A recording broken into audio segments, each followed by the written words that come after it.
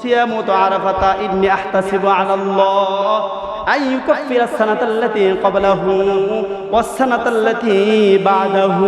আল্লাহর নবীজি বলেছেন জিলহজ মাসের 1 থেকে 9 তারিখ পর্যন্ত রোজা রাখলে তো এক বছরের সওয়াব আছে, কিন্তু 9 তারিখের রোজার বিশেষ একটা ফজিলত আল্লাহর নবীজি বলেছেন 1 বছরের রোজার সওয়াব তো আল্লাহ পাক তার আমলনামায় দিবেন, এমনকি ওই বান্দার পিছনের 1 বছরের গুনাহ আর সামনের 1 বছরের গুনাহ আল্লাহ তাআলা দয়া করে মায়া করে ক্ষমা করে দিবেন। সুবহানাল্লাহ। জিলহজ মাসে কুরবানির আগ পর্যন্ত কি কি আমল আমাদের উপরে কর্তব্য, এইগুলো নিয়ে আজকে আলোচনা করব। ওমা তৌফিকি ইল্লা বিল্লাহ, যদি আল্লাহ পাক তৌফিক দান করে। তাহলে জিলহজ মাসের গুরুত্ব আল্লাহ পাকের কাছে কেমন, আল্লাহ পাক জিলহজ মাসকে কতটুকু সম্মানিত করেছেন, আল্লাহ পাকে এই জিলহজ মাসকে কতটুকু সম্মানিত করেছেন, আর আল্লাহ পাকের কাছে তার মূল্যায়ন কেমন, এবং তারা যারা এই মাসকে মূল্যায়ন করে তাদেরকে আল্লাহ তাআলা কি পরিমাণ মূল্যায়ন করে, কি পরিমাণ নেক দান করে, এটা আগে আমাদেরকে জানতে হবে। কারণ মানুষ যে জিনিসের গুরুত্ব জানে না, তার অবস্থা জানে না, তার লাভ ক্ষতি ভালো মন্দ জানে না, ওই জিনিস মানুষ অনুসন্ধানও করে না। তো জিলহজ মাসের গুরুত্ব কি এ সম্পর্কে আল্লাহ তাআলা কোরআনের মধ্যে 10 নম্বর পারা 11 নম্বর পৃষ্ঠায় সূরাতুত তাওবার 36 নম্বর আয়াত আল্লাহ তাআলা নাজিল করে বলেছেন। আল্লাহ তাআলা বলেন ইন্না ইদ্দাতাশ শুহুরি ইনদাল্লাহি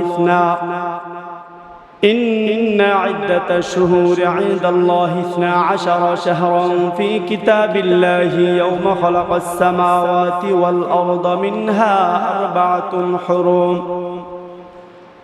রব বলেন আমি আল্লাহ পাকের নিকট মাসের গণনা হচ্ছে, বছরের তুলনায় মাসের গণনা হচ্ছে 12টি, অর্থাৎ 12 মাসে বছর হয়, এটা আমি আল্লাহ পাকের গণনা।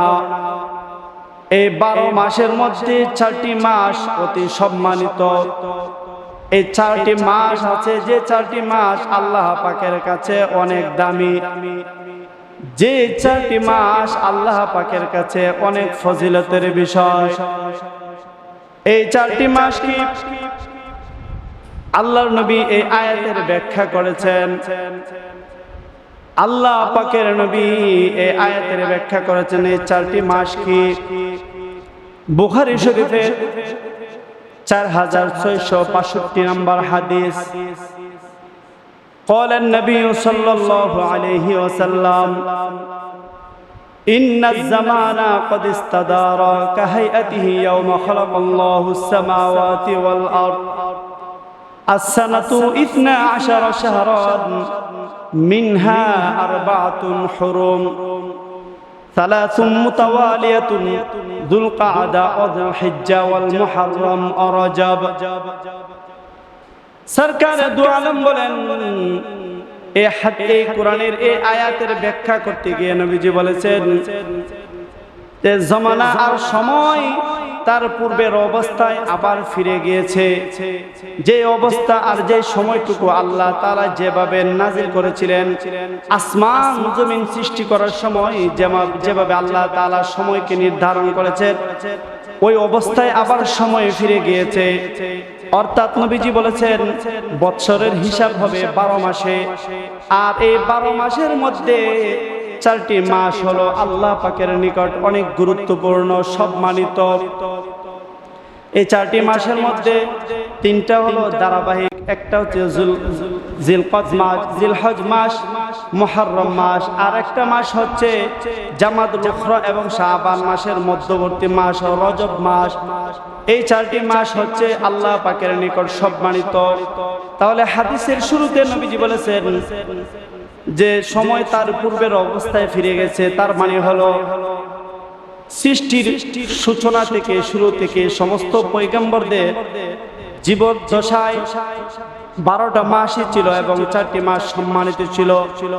নবীজির পূর্বে জাহিলিয়াতরা কাফেররা ওই 4টি সম্মানিত মাসকে তারা রদবদল করে ফেলেছে, অসম্মানিত করে ফেলেছে।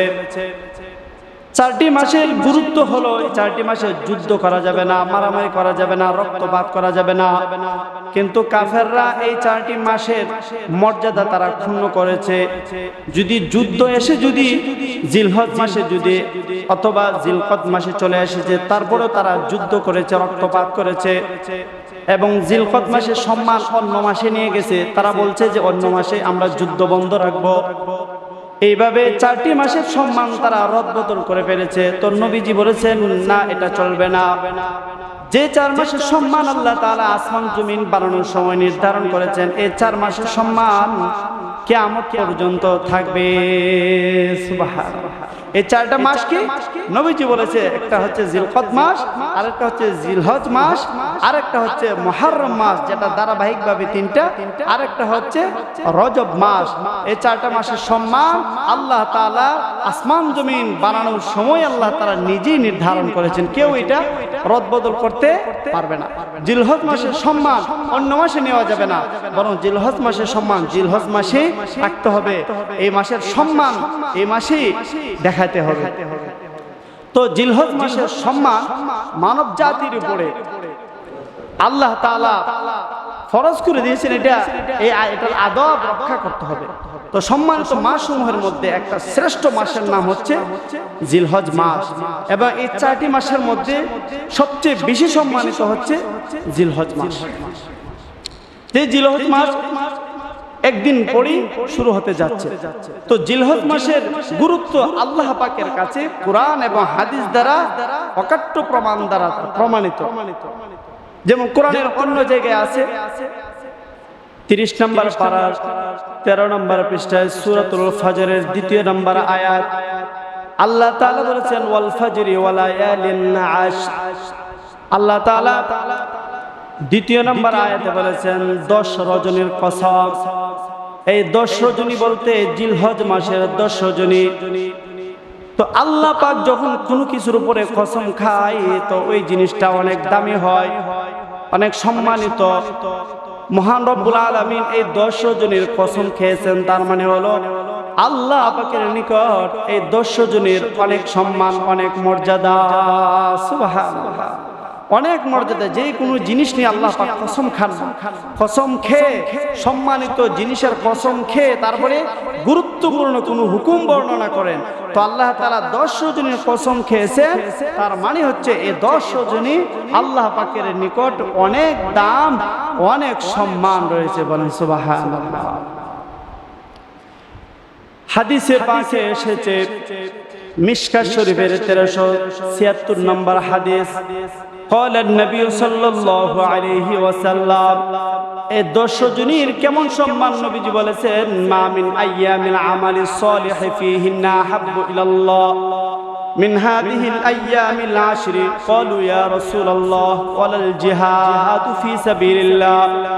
قال رسول الله صلى الله عليه وسلم ولا الجهاد في سبيل الله إلا رجل خرج بنفسه وماله ولم يرجع من ذلك بشيء।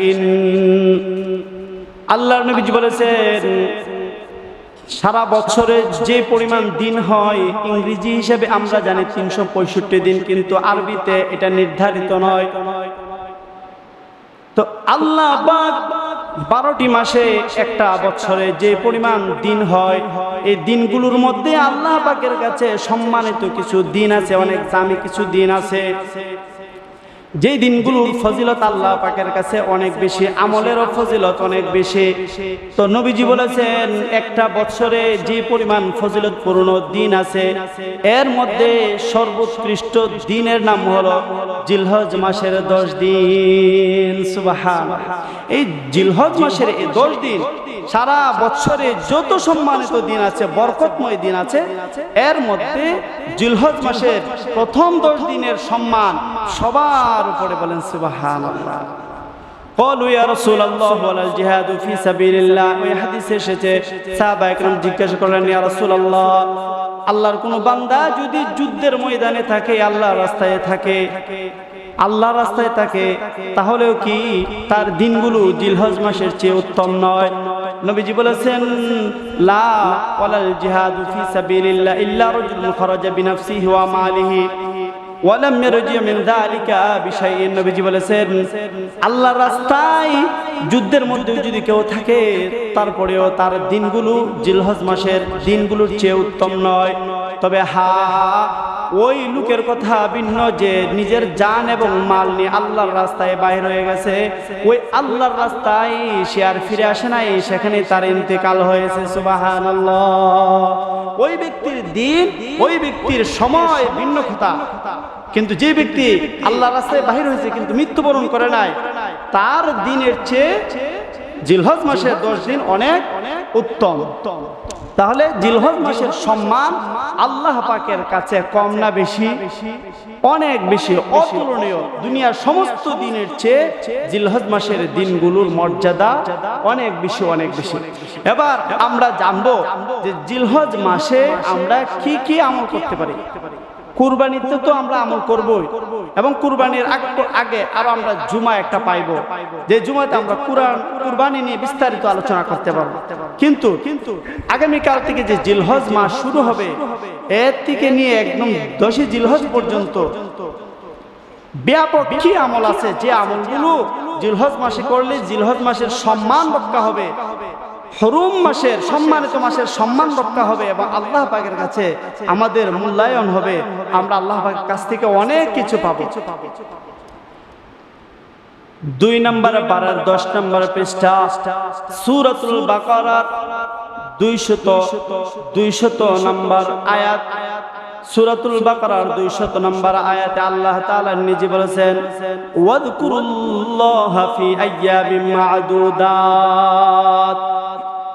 আল্লাহ তাআলা বলেছেন, হে লোক সকল, এই নির্দিষ্ট দিনগুলোতে, জিলহজ মাসের এই নির্দিষ্ট কয়েকটা দিনে তোমরা বেশি বেশি আল্লাহ পাকের জিকির করো।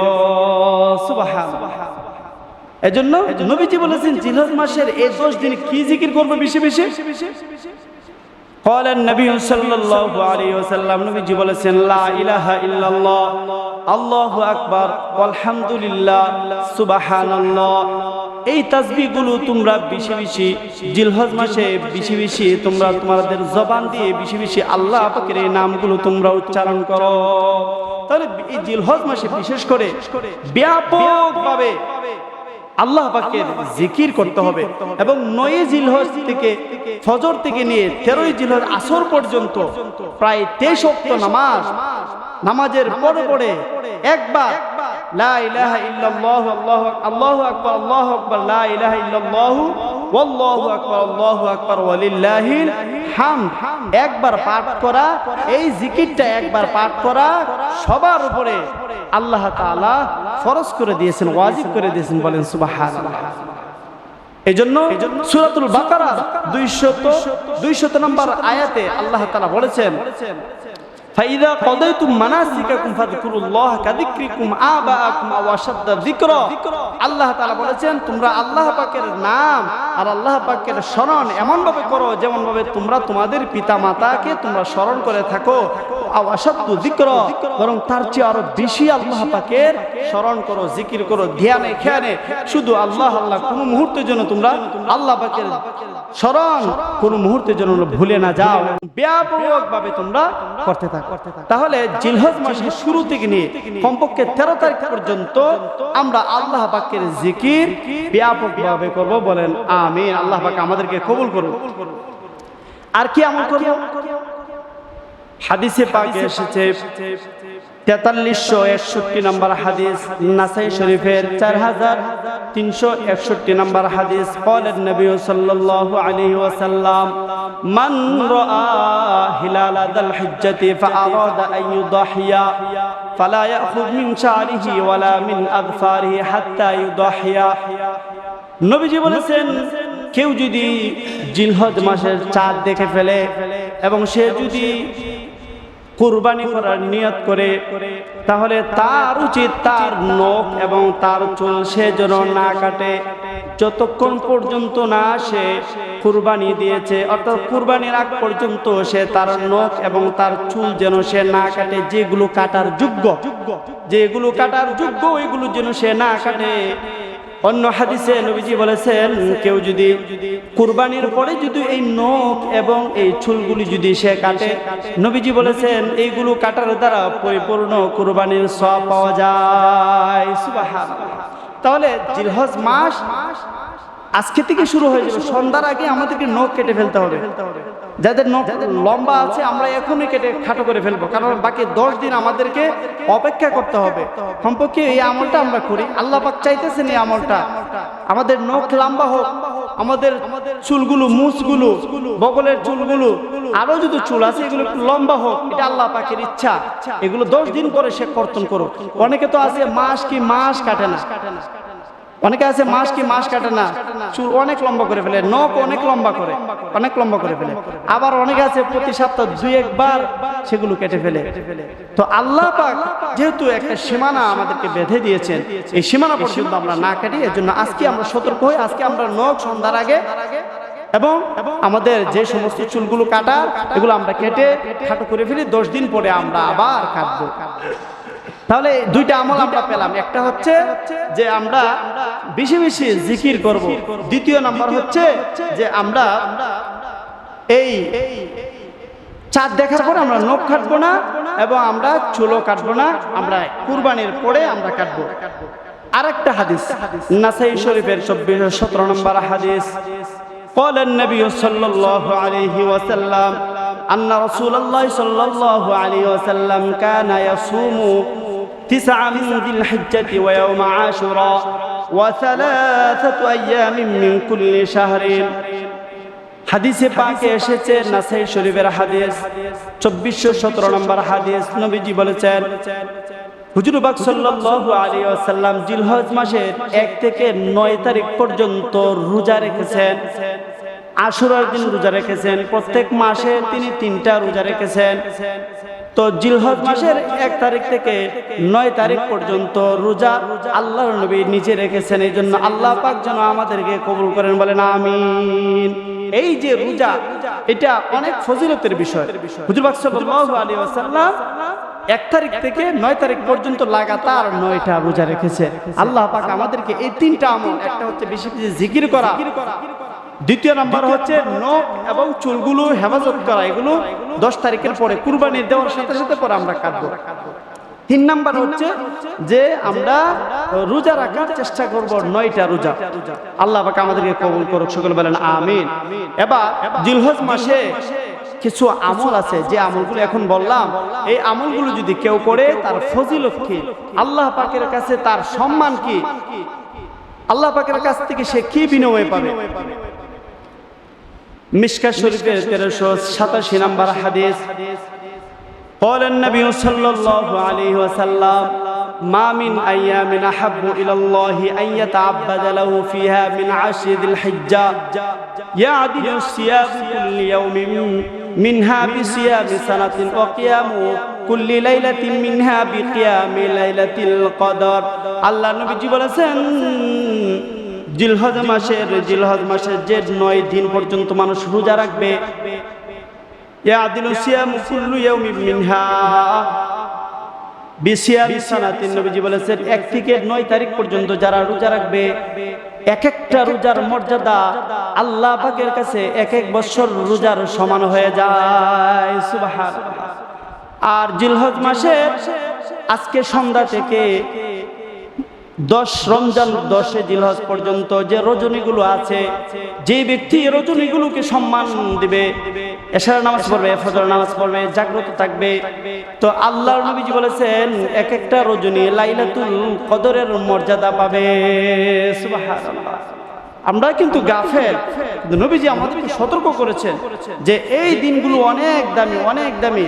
একটা রোজা রাখলে যদি আমি যদি 1 বছর নফল রোজার যদি সওয়াব পাই, সেখানে কিন্তু 11 মাসের নফল রোজা আছে আর একটা রমজানের রোজাও আছে। 1 বছর একটা রমজানের রোজা মানুষ রাখে আর 11 মাস নফল রোজা, তাহলে একটা রমজানের ফুল ইবাদত আর বাকি 11 মাসের নফল রোজা, মোট 1 বছরের রোজার সওয়াব আল্লাহ তাআলা জিলহজ মাসের এই 9 তারিখ পর্যন্ত এক একটা রোজার প্যাকেজের ভিতরে আল্লাহ পাক রেখেছেন। বলেন সুবহানাল্লাহ। আল্লাহ পাক আমাদেরকে ধৈর্য ধারণ করে একটু দুঃসাহস দেখিয়ে এগুলো রাখার তৌফিক দান করুক। সকলে বলেন আমিন। আবু দাউদ শরীফের 2425 নম্বর হাদিস, قال النبي صلى الله عليه وسلم ثلاث من كل شهر ورمضان إلى رمضان فهذا صيام الدهر كله। নবীজি বলেছেন প্রত্যেক মাসে 3টা রোজা এবং এক রমজানের এবং আরেক রমজান পর্যন্ত রোজা রাখা। কোন ব্যক্তি যদি ধারাবাহিকভাবে প্রত্যেক মাসে 3টা রোজা রাখে এবং এক রমজান থেকে আরেক রমজানের রোজা পর্যন্ত রাখে, 2 রমজানের রোজা রাখে এবং মধ্যখানে যে 11টা মাস আছে প্রত্যেক মাসে সে 3টা করে রোজা রাখে, তাহলে সে যেন সারা বছর রোজা রাখলো। বলেন সুবহানাল্লাহ। এরপরে হাদিসে আল্লাহর নবীজি বলেছেন ওয়াসিয়ামু আরাফাতা ইন্নী আহতাসিবু আলাল্লাহ আইয়ুকাফিরাস সানাতাল্লাতী ক্বাবলাহু ওয়াস সানাতাল্লাতী বা'দাহু। আল্লাহর নবীজি বলেছেন জিলহজ মাসের 1 থেকে 9 তারিখ পর্যন্ত রোজা রাখলে তো এক এক বছরের সওয়াব আছে, কিন্তু 9 তারিখের রোজার বিশেষ একটা ফজিলত আল্লাহর নবীজি বলেছেন 1 বছরের রোজার সওয়াব তো আল্লাহ পাক তার আমলনামায় দিবেন, এমনকি ওই বান্দার পিছনে 1 বছরের গুনাহ আর সামনের 1 বছরের গুনাহ আল্লাহ তাআলা দয়া করে মায়া করে ক্ষমা করে দিবেন। সুবহানাল্লাহ। আল্লাহর নবীর কথা কোনো সন্দেহ আছে? নবীজি বলেছেন আমার কথার মধ্যে কোনো সন্দেহ করো না। আমি হাসলেও আল্লাহ তাআলা আমাকে হাসায়, আমি কাঁদলেও আল্লাহ তাআলা আমাকে কাঁদায়। আমি যা বলি যা করি সব কি তোমরা লিখে রেখো। আমার একটা ইশারা আল্লাহ পাকের ইশারা ছাড়া চলে না। তাহলে নবীজির কথার অর্থ হচ্ছে আল্লাহ পাকের কথা। আল্লাহ পাক আমাদেরকে মায়া করে মহব্বত করে এই প্যাকেজগুলো আল্লাহ পাক আমাদেরকে দিয়েছেন। কমপক্ষে এই দিনগুলোতে যেন আমরা গাফেল না থাকি, অমনোযোগী না থাকি, অধৈর্য হারা না হয় এবং অবহেলা না করে এই দিনগুলোতে ধৈর্য ধারণ করে একটু হিম্মত রেখে। আর রোজা পৃথিবীর বিজ্ঞান তো আছে যে রোজার মতো উপকারের জিনিস আর কিছু নাই। যারা পেটের রোগে ভুগে, বিভিন্ন পেটের রোগে ভুগে, তারা যদি রোজা রাখে আল্লাহ পাক এই রোজার বরকতে আল্লাহ পাক তাকে অনেক সুস্থতা দান করে। বলেন সুবহানাল্লাহ।